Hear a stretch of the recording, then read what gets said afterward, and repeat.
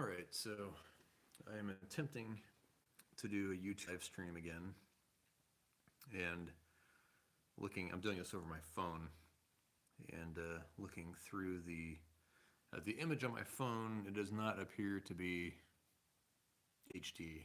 The last time I did this,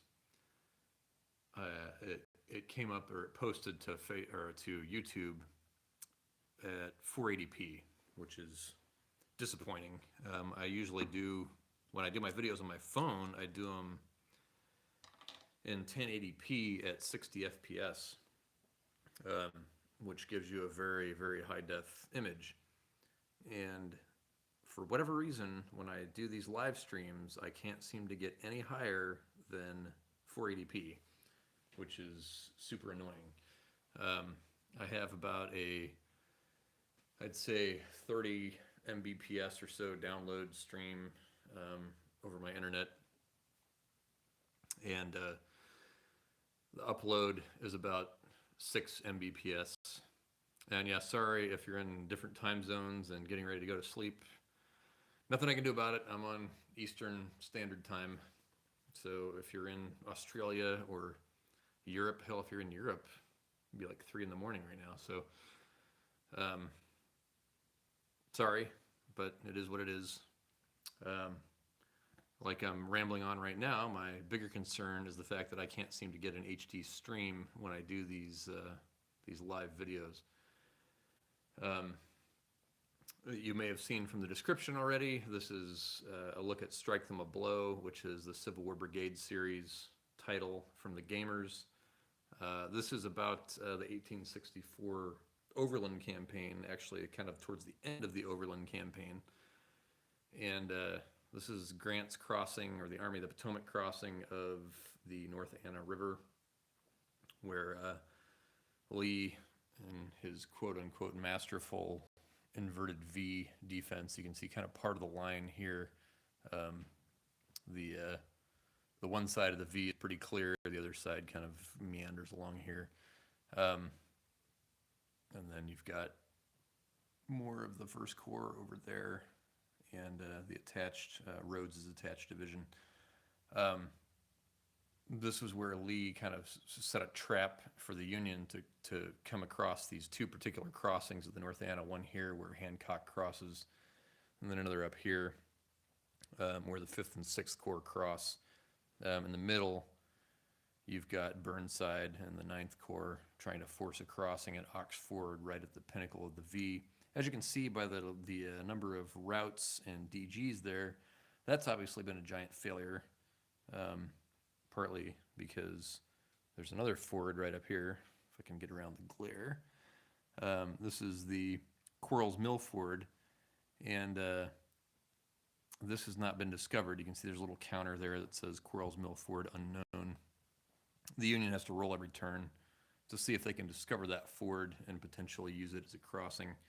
They have not yet discovered it, so Burnside's orders currently are to force a crossing at Ox Mill Ford. I'm going to, on the next turn here, and I've just finished the 6:30 a.m. turn, heading into the 7 a.m. turn.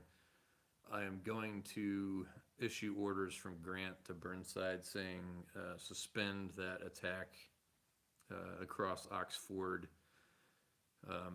and await further orders, basically, until they can discover Quarles Mill and send them across at various points that the Confederates wanted them to cross at, and then destroy the Union Army in detail as it crossed the river. That's where Strike Them a Blow comes from. Lee wanted to spring this trap, but fell violently ill, I think around noon on whatever day this is, 24th May, maybe 1864, and wasn't able to issue the orders that he wanted to issue, but he was feverish in bed from food poisoning or whatever the hell it was that he had, and was saying, "Oh, we must strike them a blow, we must strike them a blow," and nobody ended up attacking really. It ended up being kind of both sides. The Union crossed the river, but the Confederates didn't do anything to seriously contest their crossing, so you ended up with fairly minor casualties. So this game is more of an exploration of what could have happened. And so indeed, that's kind of what I'm doing at the moment, which is trying to do the Strike Them a Blow You can see the Confederates here have moved out of their entrenchments around Hanover Junction. It's because I gave the First Corps orders to attack towards the Chesterfield Bridge and drive the Union back across the river. Because Hancock's corps here by itself, I think, is outnumbered with especially, you can see there's some units that have come in here in the entrenchments that are a little lighter colored. This is Breckinridge's division, and it's a fairly large division for Confederate divisions. So these First Corps troops can push towards Hancock's corps here. The same over here, although you can see the Confederates have kind of been struggling. These guys were DG'd last turn and pushed out of those trenches, but quickly jumped back in. They're going to push Hancock, and they may be able to do pretty well at that just because Hancock, he's got a couple of brigades that have decent morale, but there's a lot of D's there, and D's are pretty easy to push when you're dealing with like all Confederate B-level morale. So we'll see. I'm trying to do the strike them a blow of attacking aggressively against the Union as it crosses the river here. The real variable, I have not issued any orders here to the Third Corps. Right now I'm just having them wait for the 5th and 6th Corps to get closer. I think the 5th and 6th Corps have orders to attack the entrenched position here of the Confederates, and their orders are, the Union orders are specifically to attack between the Virginia Central Railroad and the river. That's obviously intentional so that you can't try and do some complicated flanking maneuver. Not that it would be that easy. I think there's only one ford for the Union to get across. No, there's 2 fords there for the Union to get across the Little River. They could use their pontoons to do that, but it would take them forever to try and get around and then recross. So really their only option is to attack along the railroad here, which is exactly why Lee has a trenched line across the railroad there. So the 5th and 6th Corps, their orders initially for the 5th Corps were in D1 or 2 status.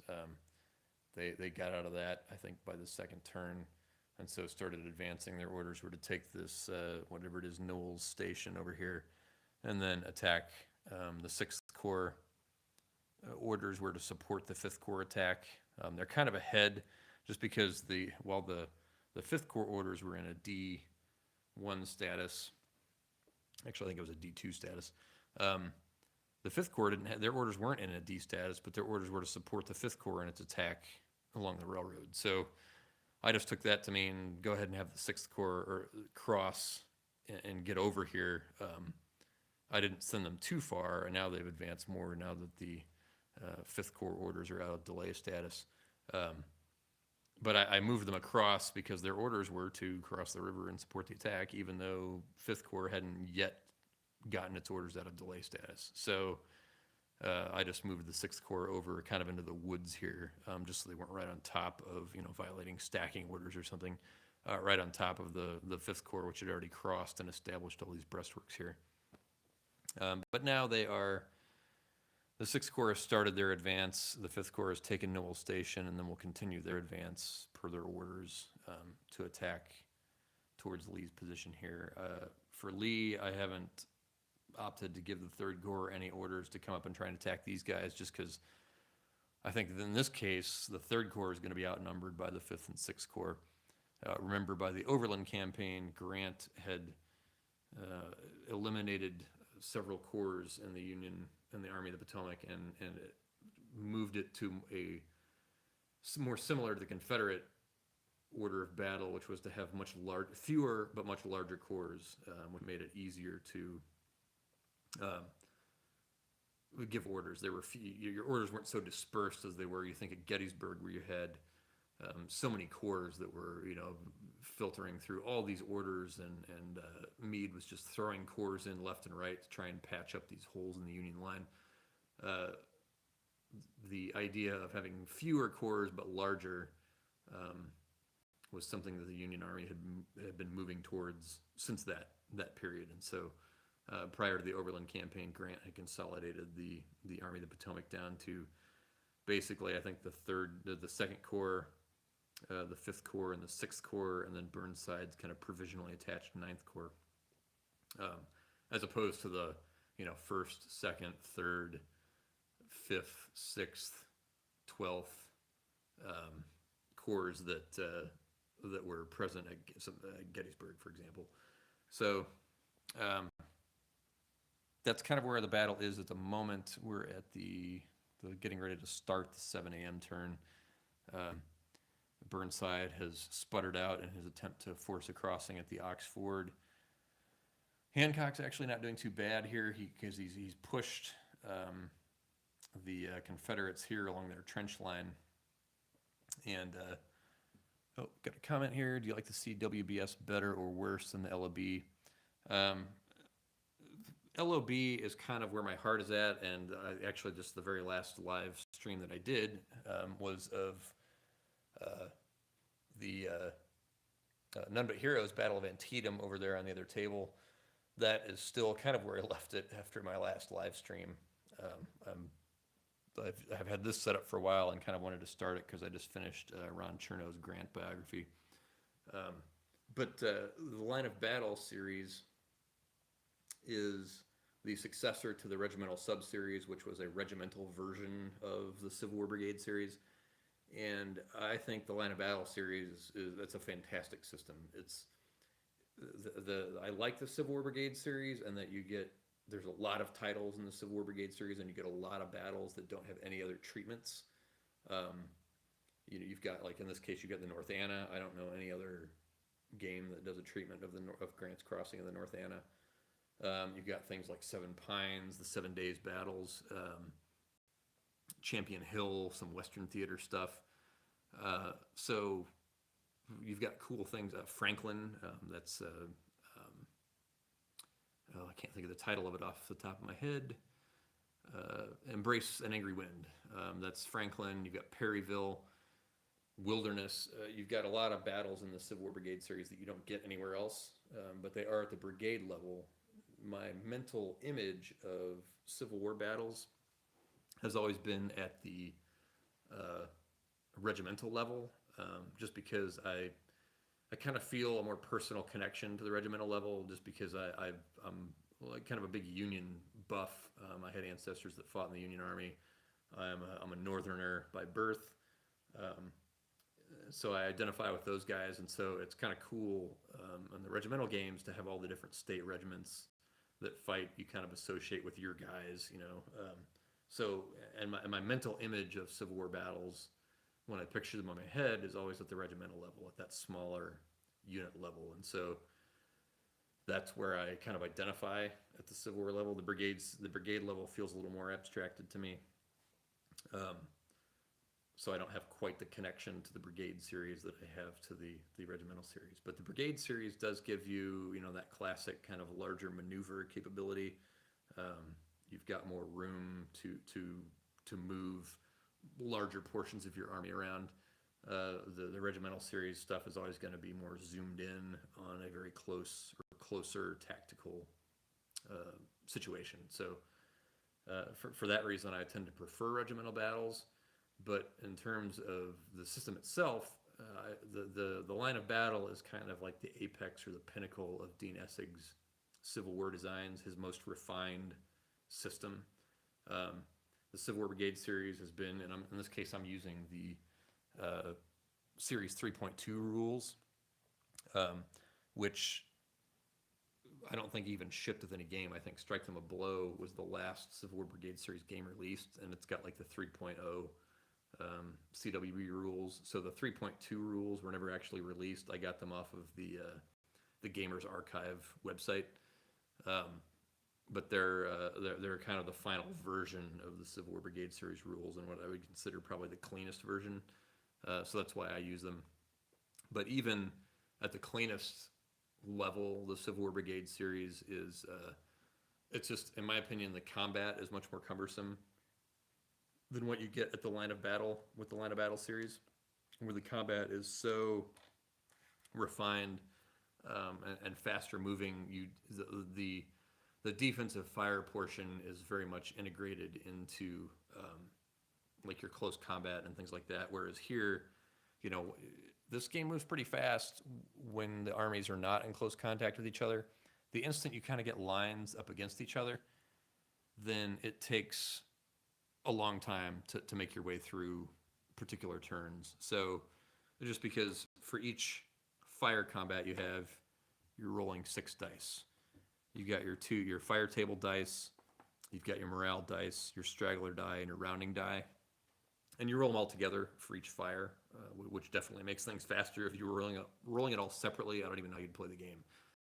So you just roll all these dice together and go through the results as you get them. You'll resolve your fire table, resolve your morale. Well, you resolve your fire table, which will involve the rounding die. So they take, if it's a 1.5 or something, the rounding die will determine whether that rounds up or down. Then stragglers will determine whether you add any stragglers based on your fire table results. And then your morale results will determine what happens to your stack of guys. The LOB system does not have anywhere near that level of dice. You're rolling 2d6 for your fire table, and then another 2d6 for your morale table, and you're done. So there's no rounding, there's no stragglers, none of that stuff. It's all that stuff has been kind of refined out of the system, but still gives you, I think, very good combat results. Very accurate.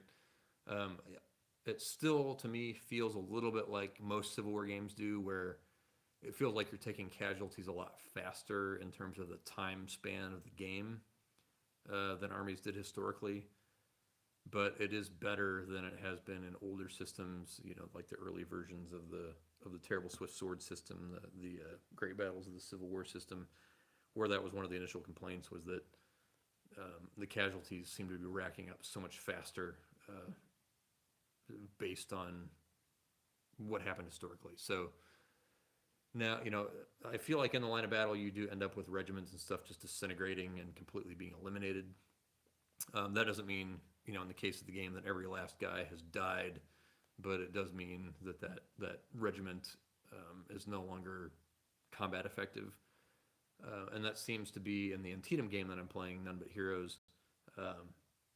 It seems like a lot of Confederate regiments have just completely been destroyed, and like more so than what would have happened historically. So is that a fault of the system, or is that just a fault of my terrible play of the game? Probably more my terrible play than the fault of the system, but it still does seem to me, and even in this game too, where some of the brigades, especially these guys that are crossing the river here, it feels like they were just getting, brigades are just kind of melting away. How accurate was that? Well, I'm not sure. The total casualties historically for the crossing of the North Anna were only in the low thousands, which is pretty low for a what would be considered a major engagement between two armies at the time. So I'm not sure what that translates into in terms of the loss charts that I've filled out so far